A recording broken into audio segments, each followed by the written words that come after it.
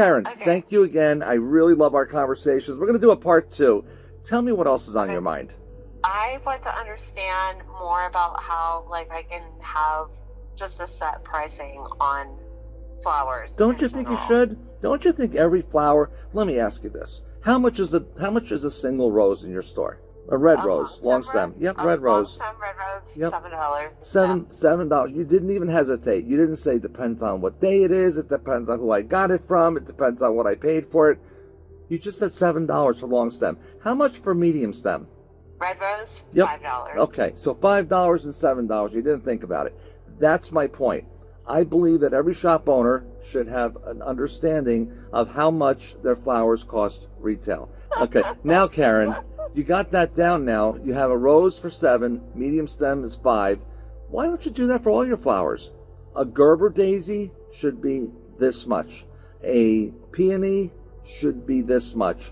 A lily should be this much. It should have a set price, in my opinion. And you know what? If you buy it better at the market, you make more. If you spend a little bit too much, you make a little bit less.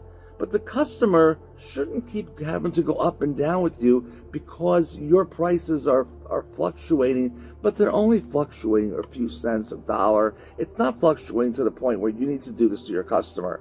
You know, at the end of the day, if you're normally paying $4 or $5, say $6 for a peony, and now you're paying $8, forget the markup. Just go 2 to 1. Get it to that $16 point or $15 point, whatever that is. It's like a rose. You pay X amount of dollars and you charge 5 or you charge 7. If you get a great deal, you shouldn't give that up and back to the consumer, because there's going to be times you're going to be paying too much and you're going to have to give out of your pocket. What are your thoughts on that? I absolutely agree with you, and I have a price list Right? that I update Okay.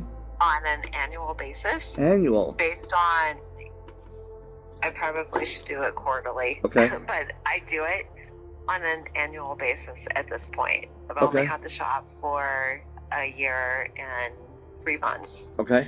So I am like still learning that, but I do update the price list, and everything that you're saying, it is like, this is the price that I have paid, and this is what the markup is, and like it does fluctuate during the holidays or Yeah. whatever, but Yep. it's still like that same price.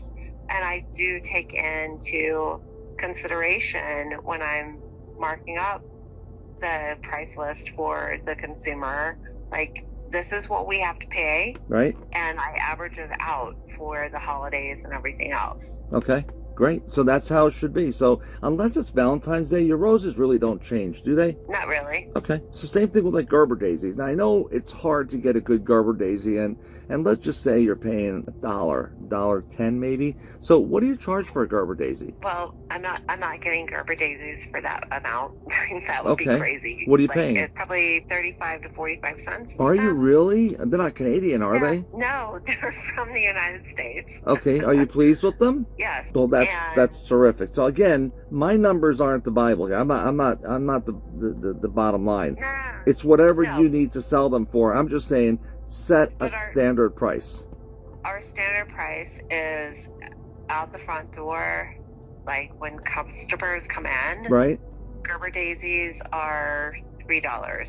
Okay. If it's out the back door for a delivery where we have to pay the delivery driver and everything else, the price of a Gerber daisy is $3.50. So we build in a little bit to cover the delivery charge, like a Well, little bit more. is that worth it? Why not just make one number and don't do that to yourself? What I'm saying is I'm trying to make Okay. this as easy as possible. I want it to come in the door and out the door. In Jersey, back door means it fell off the truck. That's a whole nother conversation. But but what I'm saying is just keep it simple, because when you start to grow your business, you don't have the time to try to keep moving around and figuring all the stuff out to pick up another 50, 60 cents.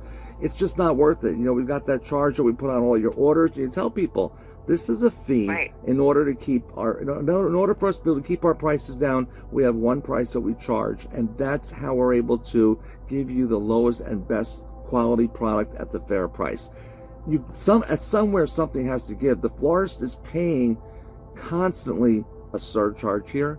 a surcharge there. And when you ask a florist to put this fee on there, oh, but I might lose a customer. Let me tell you, the customer has never been more conditioned to be nickeled and dimed than they are these days. They understand they have to pay more.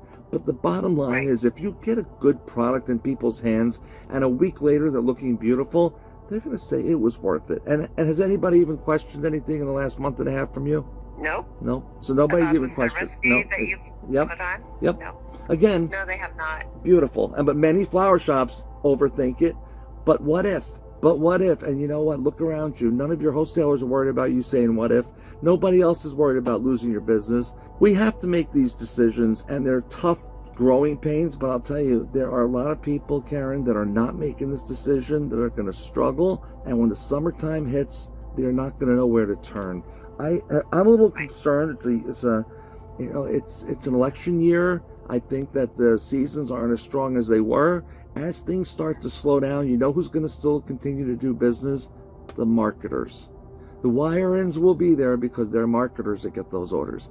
And the flower shops that are sending emails out, that are working out on Google, and they're doing all this stuff to try to keep those phones ringing, they're going to be the ones that are going to survive, while everybody else is saying, I'm not going to spend that kind of money, because they're feeling comfortable. It's April, May, Mother's Day. But when July comes around, I used to tell everyone this. When I'm working at my store on Mother's Day, and we are working till 2 o'clock in the morning, and you know what I would hear people say? Oh, the greed, it's despicable here. It's terrible. Granted, remember now, I only had under 10% turnover with 50 some odd employees. I didn't lose a lot of employees, but they're going to complain as long as you allow them to. But I let that go. Their mind, they're thinking, it's just greed. I want every single order I can get and then some. And what I told them was, 10% of the people ordering today will order again the rest of the year. And I want to make sure that they're coming to us, because everyone doesn't need to order again, but 10% of these new customers are going to order again. And I want to make sure that I'm on the short list for them to call. Absolutely. And I want to get back to the point that you made just a minute or so ago about why have the flower prices like different between the front of the store and the back of the store. Right. And I think that that's like a really valuable thing, because all of my designers, the few that I have, they're like, okay, is it out of the back of the store, or is it in the front of the store? Is it somebody walking in, or is it like somebody picking up, or is it all right, so one more time, explain for all of our listeners, the front of the store to the back of the store. Tell me the differences again. What's what? So the front of the store, it's a different price than the back of the store.